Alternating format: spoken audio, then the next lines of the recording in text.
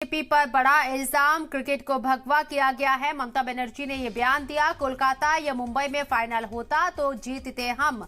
ममता बनर्जी ने भगवा जर्सी को लेकर यह कमेंट किया है और इसके लिए क्रिकेट को भगवा किया गया है, ये इल्जाम लगाया है। तस्वीरें आपको दिखा रहे हैं। वर्ल्ड कप के दौरान जो भगवा जर्सी की बात ममता बनर्जी कर रही है वो तस्वीरों में आपको नजर आएगी। और यहां तक चैलेंज किया है ममता बनर्जी ने कि अगर ये कोलकाता में मैच होता तो हम ये मैच जीत जाते।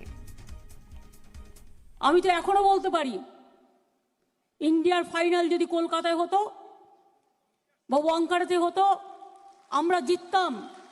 আমাদের ছেলেমেয়েরা এত ভালো খেলাধুলায় সব গেরুয়া পরিয়ে দিয়েছে, বুঝুন,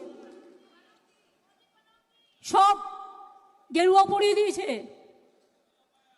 ইভেন খেলতে গিয়েও বলেছিল নীল পরা যাবে না, প্লেয়ারদের আপত্তিতে সেটা খাটেনি, তাও দেখবেন নীলের মধ্যে একটু হলুদ লাগিয়ে দিয়েছে, গেরুয়া লাগিয়ে দিয়েছে। পাপিষ্ঠরা যেখানে যাবে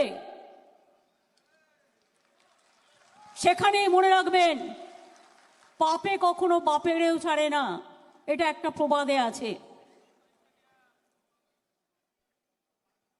এত ভিতুর দল আমি দেখিনি।